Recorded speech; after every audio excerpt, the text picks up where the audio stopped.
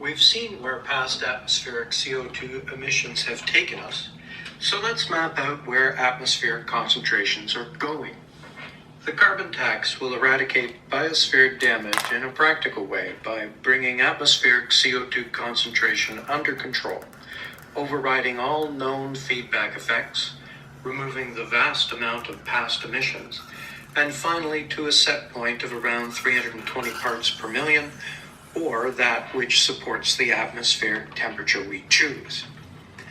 We will accomplish this by reducing the CO2 emission rate, as the carbon tax will force all emitters to capture CO2 at the sources, and the emissions rate will fall to the level of our ongoing emissions. The carbon tax will fund removal, and the removal rate should rise to 30 gigatons per year for 50 years to support the required atmospheric set point. The removal rate will then fall to roughly the magnitude of our ongoing CO2 emissions from sources such as concrete, steel production, fertilizers, beef production, etc. As you can see, by 2140, atmospheric temperature will be at set point.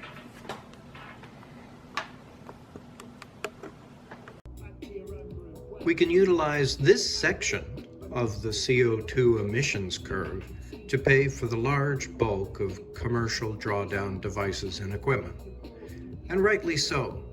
Oil and gas industries created this problem to a large extent, as they have enabled our total consumption to spiral upwards and are also quite well positioned to assume a large part of the construction and operation of this vast new industry.